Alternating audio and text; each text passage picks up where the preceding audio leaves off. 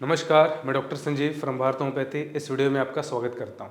आज के इस वीडियो में हम ऐसे विषय के ऊपर बात करेंगे जो कि यूथ में बहुत ज़्यादा इम्पोर्टेंट चल रही है, बहुत ज़्यादा उनके लिए इम्पोर्टेंट टॉपिक है। वो है उनकी इरेक्टाइल डिसफंक्शन की प्रॉब्लम, प्रीमेच्योर इजैकुलेशन की प्रॉब्लम, उनके स्पर्म काउंट की प्रॉब्लम। अक्सर कपल्स या बढ़ता हुआ एक स्टूडेंट या इंसान, अगर उसकी सेक्सुअल लाइफ डिस्टर्ब हो रही है, अगर वो इतना एक्टिव नहीं हो पा रहा है जैसे वो पहले था, तब उसके माइंड सारा डिस्टर्ब हो जाता है, तो उसके माइंड में बहुत सारी चीज़ें चलने लग जाती हैं, जिस वजह से उसकी परफॉर्मेंस कम होती जाती है। इस प्रॉब्लम को देखने से वो आसपास भटकता है, आसपास अपनी मेडिसिन ढूंढता है, कोई आयुर्वेदिक, कोई भी ऐसे घरेलू नुस्खे जिसमें वो फंस के रह जाता है। इस चीज़ का इलाज अगर आप अंदर से नहीं करते हैं तब तक ये आपको इम्प्रूवमेंट नहीं दिखेगा। तो इसका कारण मैं आपको बताता हूँ। सबसे मेन कारण इन चीज़ों का जो देख रहा हूँ मैं अपने पेशेंट्स में, वो है वेरिकोसील की प्रॉब्लम। अब वेरिकोसील की प्रॉब्लम में वेन्स की डायलेशन हुई, ब्लड जो सर्कुलेट होना चाहिए था जिस स्पीड से, जिस पोटेंशियल से, वो नहीं हो रहा है। तो ऑटोमेटिकली ये चीज़ें, ब्लड स्टैग्नेट हो जहाँ हो रहा है, वो प्रॉपर न्यूट्रिशन नहीं दे रही हैं, प्रॉपर पंप नहीं हो पा रहा है, जो कि एक इरेक्टाइल डिसफंक्शन की तरफ जा ही रहा है।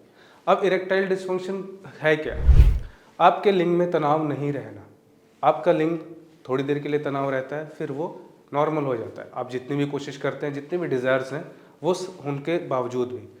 प्रीमेच्योर इजैकुलेशन, अगर आपको सेक्सुअल एक्टिविटी करने के दौरान कुछ 2 या 3 मिनट से पहले ही आपको लगता है कि अभी तनाव आया था और ये लूज आउट हो गया, आप इजैकुलेट कर देते हैं बिना आपके कंट्रोल के, तो ये प्रॉब्लम भी कहीं ना कहीं आपकी वेरिकोसील से लिंक्ड है।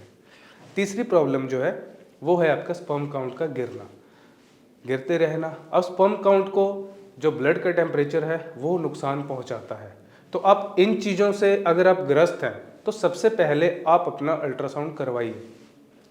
जितने पेशेंट्स हैं मेरे पास, अगर वो आते हैं इस प्रॉब्लम को लेके, तो मैं उनको अल्ट्रासाउंड करवाने के लिए बोलता हूँ, और लगभग 10 आउट ऑफ 7 पेशेंट्स में मैंने देखा है कि उनको वेरिकोसील ग्रेड 1, 2 या 3 है। अब वेरिकोसील को पहचानना आपके लिए बहुत ज़रूरी है कि आप उसको घर बैठे कैसे पहचानें, आप अपना टाइम कैसे बचाएं, आप अपने ट्रीटमेंट को जल्दी कैसे शुरू करें। आप अपने टेस्टिकल्स को ध्यान से देखिए, अगर वहाँ पर कहीं नसें फूल रही हैं, उनमें हैंगिंग है, उनका साइज़ छोटा हो रहा है, उनका डिसबैलेंस है, ऊपर नीचे हो रहे हैं, तो ये चीज़ें वेरिकोसील के लक्षण हैं। ईडी, पीएमई जैसी प्रॉब्लम्स की तरफ देखने के बावजूद आप अपने वेरिकोसील को भी देखिए। अगर आप इस चीज़ का ट्रीटमेंट नहीं लेते हैं तो ये प्रॉब्लम्स कभी ठीक नहीं होने वाली हैं आपकी। तो ईडी और पीएमई की लाख आसपास इतनी मेडिसिन हैं, इतने घरेलू नुस्खे बताए जा रहे हैं जो कि सिर्फ एक माइंड के ऊपर काम कर रही है। वो आपको इम्प्रूवमेंट कैसे देगी? जब आप अंदर से ठीक होंगे, अगर आपका ब्लड प्रॉपर पंप होगा, तो आप तुरंत अपना इलाज करवाइए। आप देखिए कि आप किस चीज़ से ग्रस्त है, किस बीमारी से ग्रस्त है। कोई ऑर्काइटिस, कोई भी टेस्टिस की प्रॉब्लम आपके स्कैन में आएगी। अच्छे रेडियोलॉजिस्ट के पास जाइए, आप अपना स्कैन करवाइए और वेरिकोसील जैसी प्रॉब्लम को शुरू में ही डायग्नोस करके उसका ट्रीटमेंट सफलपूर्वक ले लीजिए, और फिर आप देखेंगे कि वेरिकोसील ठीक होने के साथ साथ आपको इन चीज़ों में बहुत ज़्यादा सुधार देखने को मिलता है। आज आपको जो भी इन्फॉर्मेशन मैंने दी है, इसको आप देखकर आप ये डिसाइड कीजिए कि आप किस प्रॉब्लम से ग्रस्त हैं। अगर आप टेस्टिस की कोई प्रॉब्लम है तो वेरिकोसील की तरफ जाइए, उसका ट्रीटमेंट लीजिए। अगर आप इन चीज़ों में एक्टिव बहुत दिनों से हैं, बहुत सालों से हैं, और आप इस चीज़ों को सोच रहे थे कि मुझे भी ये प्रॉब्लम है, तो तुरंत अपना एक स्कैन जरूर करवाइए। मेरे साथ जुड़े रहिए। कोई भी मेल की प्रॉब्लम्स के लिए, कोई भी मेल की इम्पोर्टेंसी, इनफर्टिलिटी के लिए, स्पर्म के रिगार्डिंग कोई प्रॉब्लम है, तो आप यहाँ पर अपना ट्रीटमेंट सक्सेसफुली ले सकते हैं। तब तक के लिए धन्यवाद।